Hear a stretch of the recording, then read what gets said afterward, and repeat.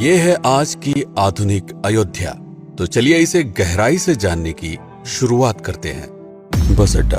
राम मंदिर से 7 किलोमीटर की दूरी पर 14 बीघा जमीन पर 219 करोड़ की लागत से लखनऊ हाईवे पर नया बस अड्डा बनकर तैयार है। Railway station. मंदिर से 1 किलोमीटर की दूरी पर 240 करोड़ रुपए में नया रेलवे स्टेशन डिजाइन किया गया है। भविष्य में अयोध्या से दिल्ली, मुंबई, चेन्नई, बेंगलोर, पुणे, कोलकाता, नागपुर, लखनऊ और जम्मू जैसे शहरों के लिए विशेष रेलगाड़ियां चलाई जाएंगी।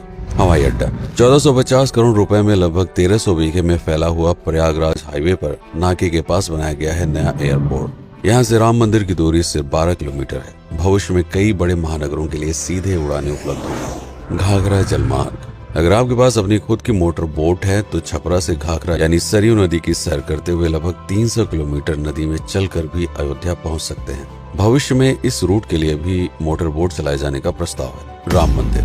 अयोध्या के राम मंदिर की कुल कीमत है 1800 करोड़। पूरी तरह बन जाने के बाद अयोध्या का मुख्य आकर्षण होगा। राजस्थान के मशहूर मकराना के पत्थरों से आकार लेते इस मंदिर की अनुमानित उम्र होगी लगभग 1000 साल। 22 जनवरी को पहली मंजिल का उद्घाटन होगा, जिसमें राम की बाल्यावस्था की मूर्ति रखी जाएगी। बाकी की 2 मंजिलों का कार्य चलता रहेगा। खजुराहो के मंदिरों की नागर शैली के आधार पर इसे तराशा जा रहा है। मंदिर का कुल क्षेत्रफल 156 एकड़ या 251 बीघा है। हनुमानगढ़ी। राम मंदिर से लगभग 800 मीटर की दूरी पर स्थित है हनुमानगढ़ी। मंदिर के आवासीय परिसर को मिलाकर यह लगभग 52 बीघे में फैला हुआ है। मंदिर की 76 सीढ़ियां चढ़कर हनुमान जी के दर्शन के बाद ही राम मंदिर में जाने का विधान है। यह मंदिर अयोध्या शहर के ठीक बीच में एक ऊंचे टीले पर बना है। शहर की तरफ आने वाले आक्रमणकारियों के आने की सूचना यहीं से प्राप्त करके अयोध्या के राजा तक भेजी जाती थी। इतिहासकारों के अनुसार जितनी बार भी अयोध्या पर आक्रमण हुआ उतनी बार इस मंदिर को भी विध्वंस झेलना पड़ा। हालांकि सन्यासियों ने हर बार इस मंदिर को फिर से खड़ा किया। आज यह मंदिर रामानंद संप्रदाय और निर्वाणी अखाड़े के अधीन है। राम की पेड़ी।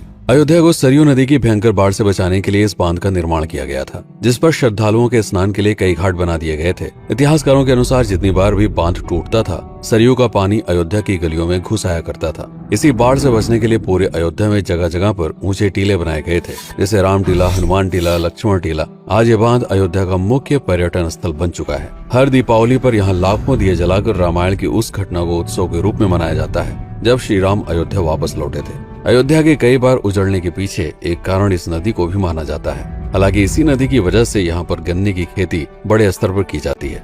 लता मंगेशकर चौराहा। नया घाट और बस स्टैंड के पास ही अयोध्या का मुख्य चौराहा 6.7 करोड़ रुपए में बनकर तैयार हुआ है। पद्मश्री से सम्मानित राम सुथार जी ने 2 माह के कठिन परिश्रम के बाद इस 40 फीट लंबी वीणा को आकार दिया। 14 टन की इस वीणा को लता जी के स्मृति चिन्ह के रूप में यहाँ पर लगाया गया है। इसीलिए इसका नाम नया घाट चौराहे से बदलकर लता मंगेशकर चौराहा कर दिया गया है। धर्मपथ। नया घाट से कुछ पहले सड़क के दोनों तरफ 30 फीट ऊंचे 40 सूर्य स्तंभ लगाए गए हैं, जिसे धर्मपथ का नाम दिया गया है, जो श्री राम के राजकुल सूर्यवंश का प्रतीक है।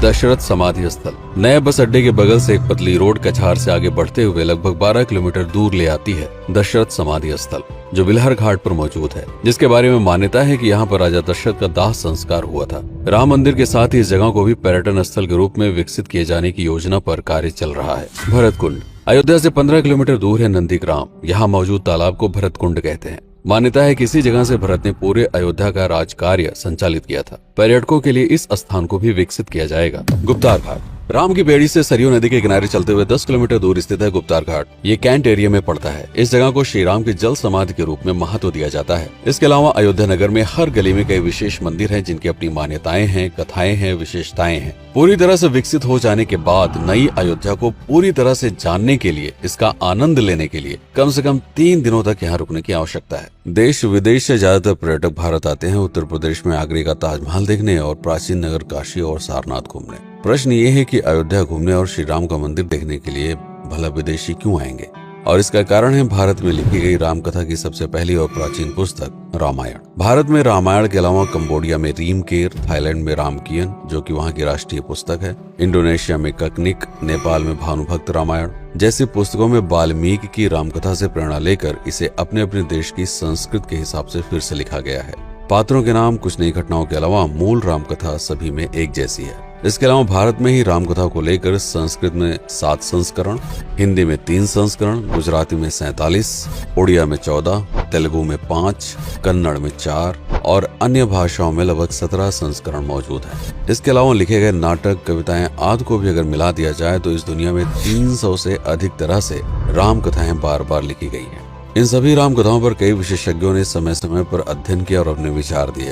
Father Camille Bulcke, Hermann Jacobi, Wendy Doniger, Edward अल खरर, Alf Hiltebeitel, Paula Richman, Aubrey Menon, Ramesh Menon, Radha Vishwanath, Shantanu Gupta, Meenakshi Jain, Lala Sitaram, Swami Gyanananda Saraswati जैसे कई लोगों ने समय समय पर रामकथा को लेकर गहन शोध किया और इसमें छिपे हुए मूल कथा के साथ ही इसके इतिहास को समझने का प्रयास भी किया। रामकथा थी कौशल प्रदेश के द्वारा किष्किंधा और लंका पर विजय प्राप्त करने की पहली बार एक अखंड भारत के निर्माण की। रामायण महत्वपूर्ण इसलिए हो जाता है क्योंकि ये अखंड भारत युद्ध से अधिक व्यक्ति के आदर्शों, सूझबूझ, मित्रता जैसे गुणों से स्थापित हुआ। रामायण एक ऐसा डॉक्यूमेंट है जो ये समझाता है कि भारत पहली बार एक कैसे हुआ। इसलिए ये गाथा न तो कभी भुलाई जा सकती है और न ही कभी मिटाई जा सकती है। और आज की अयोध्या उसे अखंड भारत का एक प्रतीक है, अपनी संपन्नता के कारण जिसने समय समय पर बाहरी आक्रमणकारियों का भी सामना किया। अयोध्या की इसी संपन्नता ने यहाँ पर मुगलों को भी आकर्षित किया। महात्मा बुद्ध भी यहाँ पर रुके, सिखों के गुरु साहब भी आए और जैन धर्म के तीर्थंकर भी। सिर्फ आए ही नहीं बल्कि उनके अनुयायी यहीं पर बसते चले गए। अयोध्या कितनी बार बसी, कितनी बार उजड़ी, इसके बारे में बहुत अधिक प्रमाण उपलब्ध नहीं है। सूर्यवंश के पतन के साथ ही अयोध्या का भी पतन होता रहा। बीच में कई सौ सालों तक अयोध्या मानो विलुप्त सी हो गई। इसका कारण क्या था, इसका कोई प्रमाण नहीं है। अयोध्या को फिर से खोजकर उसे स्थापित करने में बार बार राजा विक्रमादित्य का नाम आता है, लेकिन विक्रमादित्य एक उपाधि है जिसे कई राजाओं को दिया गया था। तो ये कहना मुश्किल है कि किस कालखंड के कौन से राजा ने ये कार्य किया। कुछ विशेषज्ञों का मत है कि यह काम उज्जैन के राजा विक्रमादित्य ने किया होगा। नंदवंश, मौर्य वंश, शुंग वंश, गुप्त वंश आदि के साम्राज्य में भी अयोध्या का वर्णन प्राप्त होता है। सबसे बड़ा विध्वंस हुआ 1527 के आसपास बाबर के कार्यकाल में, जब राम मंदिर को ध्वस्त कर बाबरी मस्जिद स्थापित की गई। सन 1722 में बंगाल के नवाब अलीवर्दी खान ने व्यापार के नजरिए से राम मंदिर से कुछ किलोमीटर की दूरी पर एक नया शहर बसाने की शुरुआत की। 1730 में अवध के पहले नवाब सादत अली खान ने इसका नामकरण किया फैजाबाद। इन्हीं के उत्तराधिकारी सुजाउद्दौला ने इसे अवध की राजधानी बनाई। 1775 में अवध के चौथे नवाब असफुद्दौला ने फैजाबाद की जगह लखनऊ को अवध की राजधानी घोषित की। रावण अहंकार का प्रतीक और श्री राम विनम्रता के सूचक। सत्ता में आने के बाद हर व्यक्ति को यह बात हमेशा ध्यान में रखनी चाहिए, सिर्फ रंग रोगन और पत्थर लगवाने से राम राज्य नहीं आएगा, बल्कि जिस दिन स्कूल, अस्पताल और सरकारी संस्थानों से भ्रष्टाचार खत्म होगा, लोगों का मुफ्त इलाज और अपनी भाषा में उच्च शिक्षा उपलब्ध होगी, उस दिन भारत उस पायदान पर खड़ा होगा जहां कभी हम हुआ करते थे।